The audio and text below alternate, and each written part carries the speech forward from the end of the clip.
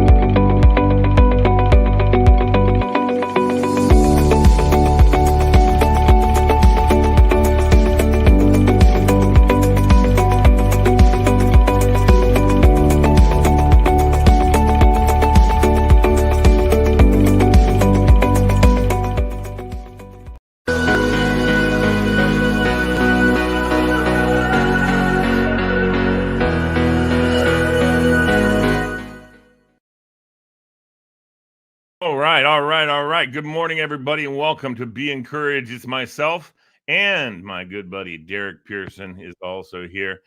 What's up, DP? Good morning, kind sir. How you feeling today?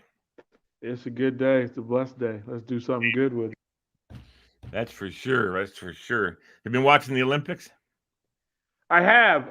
Have a couple of friends who have kids who are participating in the Olympics. One playing basketball for Italy. One has a daughter that's playing U.S. women's rugby. Nice. Other that's a sprinter. So it's been fun to watch the parents kind of go through the process. It's different because they normally parents who have a child who are going to the Olympics, that's a big part of it is Sure. going, and so they've had to do it from afar, but it's been cool to watch them kind of celebrate the successes of their young people. That's cool. That's very cool. No, how about last night? Well, not last night, this morning at 3 a.m., I got a cramp in my foot and my leg. So I got up to work it out and decided, well, it's live right now. So let me go put on the Olympics. And I watched the 200-meter hurdles. That guy from Norway. What? I mean, he shattered the world record. And our guy beat the world record, but unfortunately he was second place. So, but he was great, man. He was also I was very impressive. Yeah, to think about it this way, to go back in history, that Edwin Moses set that record 40 years ago, and nobody touched it. Nobody touched it for 40 years. That's crazy. To me, in track, 400 meters is those are the great athletes. Those are aliens. Like, if you watch them run, just running 400 meters is torture. Running 400 meters hurdles is a new level of torture. And those are the people I have the most respect for, because I'm pretty athletic. There's nothing about a 400-meter hurdle that I want to be a part of. Did you do track at school? I did. I was at AAU. AAU junior national competitor. I was number 3 in my age group in the state of Virginia at long jump. I think we still hold like sprint records there in Arlington for junior high, and in high school. Junior high, okay. Well, once I got to high school, I had to make the decision: was I going to play basketball and baseball, or was I going to run track? And my track coach made some concessions because he needed me as a long jumper. So I would go to baseball practice, have on my spikes and my practice gear, go to practice, and then run back across the street and change from spikes to spikes. I would from spikes to spikes. Spikes. And I would go and long jump. I would long jump the meets, and then I'd go back to baseball. So yeah. No, and I've heard of that. We've had, at Falls Church and at Jeb Stewart, which is now Justice, we had athletes that were every coach needed them, and it was and they made, especially female athletes. We had some female athletes that played freaking 6 sports in a school year. 6 sports in a school year. That's crazy. And she went on and she was also an NCAA superstar goalie. That's what she had to finally narrow down where she wanted to be.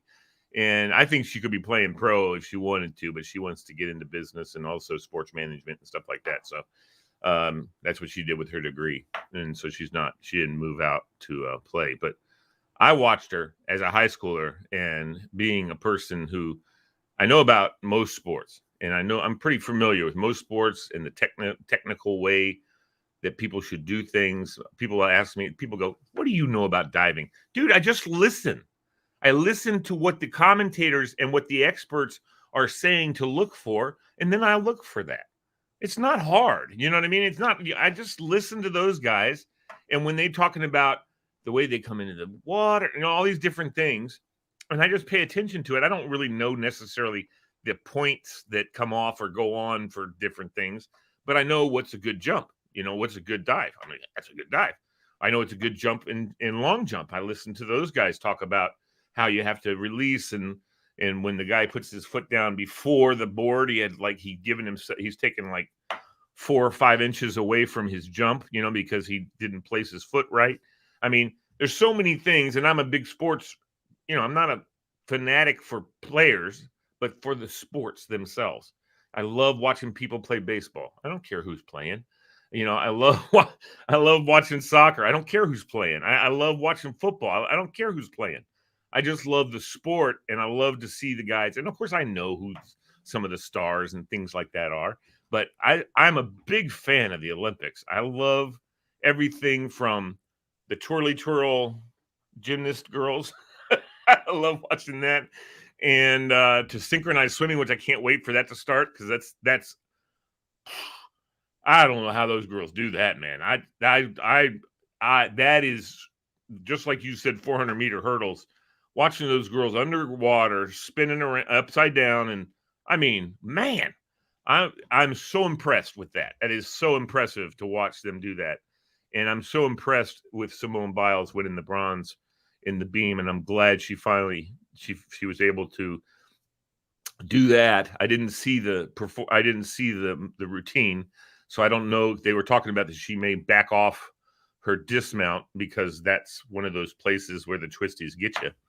And so maybe she did that, and that's why she got the bronze. She may not have had the same dismount that everybody else had. Are you familiar with what happened with Simone? Yeah, I mean, first of all, her skill set is so elite Yeah, and yeah, so different that they can't score her properly. Like the judges have said, she's so far above the competition that we don't know how to score what she does. Like it's at a disadvantage. And you're right, she's the greatest ever. And for people that want to spend their time poking fun at Olympians who have some stress, just don't. can you Just imagine the stress? I mean, just I know don't. I had stress playing goalie in house soccer. I Yeah, can't yeah. even imagine on that level. Well, I mean, she went through. I mean, she had broken bones. She had injuries Oh yeah, she didn't even talk to people about. She had the stress of being in a place and listening to the Olympic leadership not protect the young ladies who perform these sports, and so she's carrying a burden yeah, yeah, that most of us will never understand.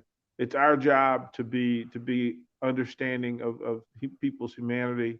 It's not our job to judge. It's our job to stand in support for somebody that puts her body at risk and herself at risk to yeah. represent the United States at the highest level and the highest form.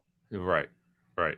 And and people don't understand. I'm again listening to the experts, listening to the former gymnasts, listening to them talk about what Simone's going through, and knowing that it's authentic. I mean, it's really, really what she's happening with her, and it's something that she probably hasn't experienced very much in her career, but it's happening now, and unfortunately, the bad timing. It's coming in this mental stress, but that's what's causing it. I'm sure is where she's at. So, Well, I mean, just think that in her sport, in her world, this is the apex.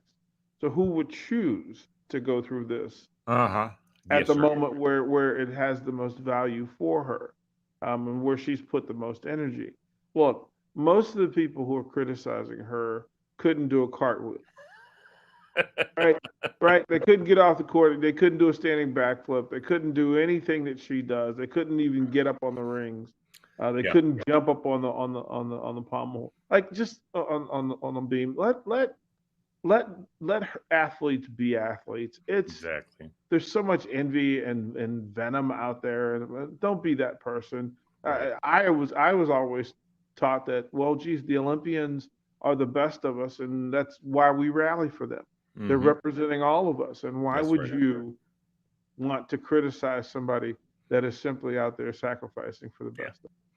Yeah. No, I was flipping through something yesterday and saw somebody cranking on her, and I just commented, Well, I have just some love asked. in your have some love in your heart and understanding that people go through stuff. You morons, you don't think I didn't say that, but I said I said you think by now you guys would understand what's going on with mental health. And that's all I said. And I never went back to it. I don't care. I just said, listen, don't you think you'd understand about mental health right now? And the thing is, everybody suffers from mental health issues at some level. Well, And, you know, there's simplicity in our humanity. Like, just be a decent human. If somebody's telling you you're struggling, the human part of you should lean in and be concerned about why. Like, and most of the people who are criticizing her, again, have no understanding of what it takes to be an athlete at that level. Like, they have no idea. Like, you no. can't. Like, I had a friend who made the comparison and said, well, they struggled when they were in high school, and I said, okay, not the same. That's exactly what I was about to say.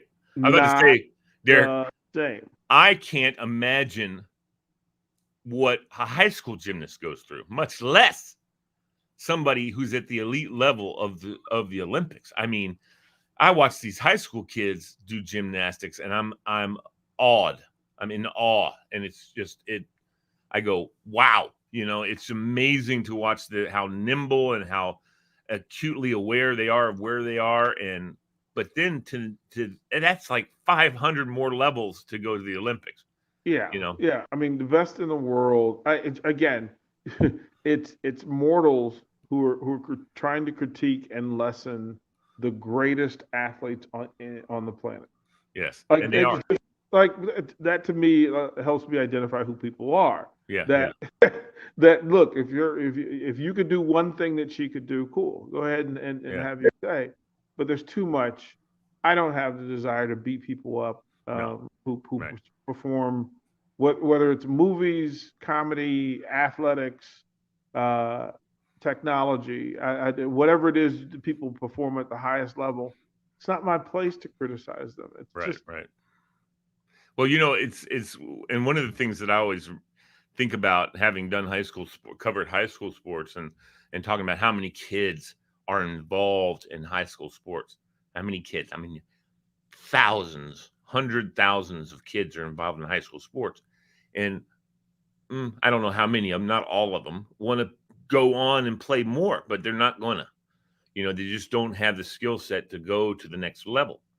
And and that's another thousands of kids that are never going to go past high school in the sport they love. Even if they love the sport and they're pretty decent at it in high school, they're not going to step to the next level. They might, keep playing for the rest of their lives in rec leagues and stuff like that, fine. But then after college, you're talking about the pro level. And then at the pro level, you have all stars. I mean, you're just looking at these levels of athleticism, and how many players are in the pros? Not thousands. It's just crazy, the difference between. And you have parents that are willing to pay for videos and all this kind of stuff for their kids so they can go to college. And the coaches, not all the coaches obviously, but I've dealt with a couple of coaches that have their own business doing that, making videos of these kids. And I'm like, dude. And the guy told me, he said, I want to say to these, I mean, it's my business and everything, but I want to say to these parents, he ain't going anywhere. I don't care how many videos I make, he's not gonna make it. And therefore, he said, there's been times when he said, Listen, I'm not going to do the videos and stuff and charge you the money because it's not worth it, and your kid's not going to make it. And I'm not saying he's not good high school player, but so what do you say? I Well, was going to talk about Fortitude today, but well, we got off already. that leads to that because there are people um, who have had success. There's actually a kid that pitched. He's there from Fairfax. Um, Pitched at Woodson. Um, had some success as a travel all star and such. Didn't get to go to a school at the level that he thought he would. Bounced from one school to another because he simply felt like he needed to get better. And by the time he gets to his junior year, he's been to two schools. He gets a third offer finally to go pitch at Alabama. Well, he could have quit. He could have stayed where he was. He could have accepted, uh, competition at the lower level. He didn't. And there are Right. people that would say that, hey, no, you can't do that. No, you're not good enough. Hey, you're not. But there's that thing called fortitude, where listen, if it's Hmm. important to you, you can find a way. And for those people who are willing to go through the wall and around the wall and over the wall, Yeah. bravo. Like it shouldn't be like I'm not the no police. It's not my job to tell somebody that they're not good enough um, to Yeah. to to play at the next level. That's not my place, um, and nor should it be. But in today's game, technology has evolved where players can make their own tape. I mean, we don't Yep. have to. Like I'm not sure. Like most players don't need a tape made. Right. They've got games are recorded. There's a company called Huddle. There's three or four companies like it that allow student athletes to produce their own videos with the click of a button, showing plays, highlights, and such, and put them together, and then package them and send them out. So anybody that's being recruited now, and pretty much regardless of the sport, has a Huddle account that's set up by the school or the team. The player can go in and pick the plays that they want accumulated into a file, and then they simply share that file. They share that link to Mm. coaches around the country. Or if a coach was interested and curious about a kid, he simply tracks that kid on social media, and then on that kid's social media, there's a link to show, hey, here's my highlights, here's what I do. Yeah. It's through that recruiting has become more specialized and more focused. It's hard if you can play, somebody will find you. Right. That's right. And it's rare now. Like recruiting for me back in 1979, 1980 was handwritten letters and a referral from some other coach that knew the coach that was looking for a player at that position. That's how it was done. They may come to your game and sit there, but odds on, if they didn't know you before the game, they probably weren't going to know you after the game unless you were the person there. So for coaches, it's your job to keep facilitating growth. Like there's no like simple. It's your job that if a student athlete or player wants to come to you and improve, you help them. Right. And I don't worry about the other stuff because if I've coached properly, their grades are in order, their social life is in order, their community stuff is in order, and that allows them to be recruited. If you average 30 points a game and your GPA is 1.5, well, you're not going to go many places. But if you average 10 points a game and your GPA is 4.0, well, now you're in business because no college coach wants to give you $250,000 tuition only to have you flunk out. Right. That's a coach killer. That's a job killer. So the fortitude is there for people who want to work. I applaud those folks. I help those folks. You say help those who help themselves. Well, fortitude is required for most coaches to reach out and help a kid go forward. Well, and like actually, just like what you were saying, one of the things that I'd like to make sure that I've talked to kids who I'm either coaching or I just happen to have a chance to talk to them because they're at an elite level and and I just got a chance, and exciting to talk to kids that are working that hard. But I tell them, I said, you know what? Please don't believe you got to work really hard, but please don't believe so that you don't get disappointed that as long as you work hard, you can get and go anywhere you want to go. There's too many other people making decisions that affect where you're going to go that you have no control over, and you can be the best. And if some guy in Alabama doesn't like the way you look, or some guy at Clemson thinks, oh, we don't need him. He's not big enough, or whatever, he didn't fit the mold of the middle linebacker, which I know happened with Robinson, with Alex Marco Giannakis, who was one of the best middle linebackers I've ever seen watch play the game. He was on every hole, hits hard. No one could run him over. I mean, he was amazing player, but he was like 5'9", 5'10". You're right. And so when the coach talked to Beamer at Virginia Tech, he said, I'd love to have him walk on, but I can't give him a scholarship right now because of all of our boosters and stuff. They're going to say 5'10", middle. Are you kidding? What are you giving a scholarship to a guy who's 5'10"? Not that, and that's all they cared about. They wanted somebody who looks the part. They didn't care that this guy's one of the best, most heat-seeking missiles at middle linebacker that you'll ever see, and he can call the defense. That was the other thing too. He was the captain of the defense, and he called the defensive plays.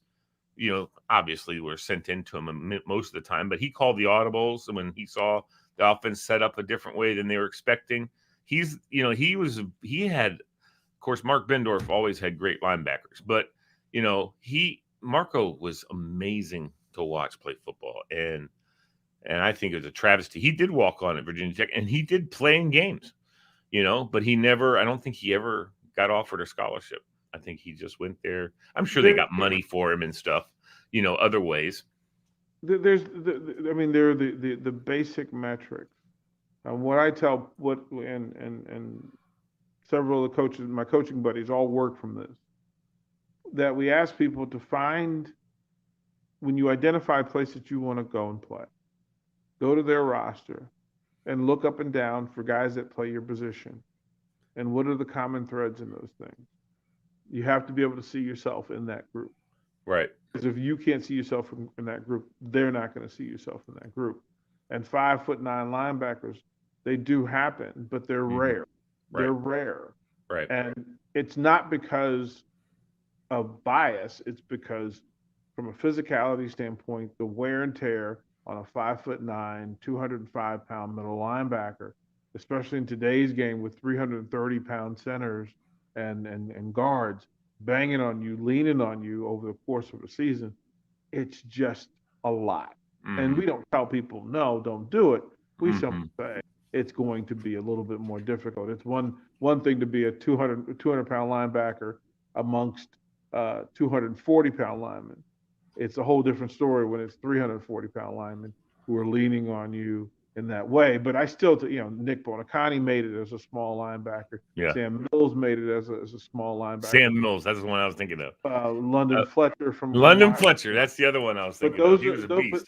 But those are exceptions to the rule. Right. But you notice that usually when guys that size make it to the next level, they're superstars. I mean, they're superstars because they had to be at that size. You have to excel. You're not just out there for optics. At some point, you've got to deliver and make plays. But I tell people, just your control. You're up to what you can control about yourself. Like that's going to be the thing, and you do everything you can do, and then you let the universe do what it does, because the universe generally pays attention. Yes. Those with that tremendous sort of work ethic. Yes. Fortitude is required that when in competition, and that's the very nature of competition, there's going to be friction and resistance. You better figure out how to get to past the friction to get to the greatness. You're absolutely right, my friend. Absolutely. And that's the key. And I don't say what I said about, you can't always get what you want by working hard. You know what? You're right. Most of the time you can. If you just work hard and do everything that you need to do, and things progress the way that they should, you should be able to pretty much, and that's anything, artwork, being an artist, being a broadcaster, whatever it is, it's something that you work hard at, and then you just let the chips fall and say, and you go after what you want to go after, but you got to let the chips fall, and you can't get yourself. You just keep the fortitude. You got to have the fortitude to keep going when, like in the radio business. I want to go work for the radio station. They say, well, you don't have enough experience and whatever. And so, if you really want that, then you go to the next radio station. And then you go to the next, and guess what? Somebody's going to say, we need a jock. Come on in. Yeah, I mean, that's been the case. I mean, I certainly, I've certainly been said no to more than I've been said yes to. That's this business, and that's whether as a broadcaster, as a coach, whatever I've done professionally, I've been said no to by people way more than the people said yes. But those yeses were worth it. Yes, sir. Because it allowed me to go to work and get things done. And then, from this point forward, I mean, the beauty of being in this situation is I've outlasted a lot of people that said no to me. So yeah, exactly. There's that. That's what you call fortitude, baby. There's that. There you go, Derek. Hey, DP, thank you so much. How was your birthday week last week? Was it good? A great week. Ate too much, slept too much. But that's the way you're supposed to bring in another orbiter. Exactly. Yeah. Well, God bless you. We'll see you next Tuesday. Thank you so much for all your insights. We love them. It's wonderful. Peace and love to you, my good friend. Yes, and keep watching those Olympics. We're going to keep rooting for those American everybody. I mean, anybody on the American team. Go America, go USA. So thanks a lot. Appreciate you. See you, bro.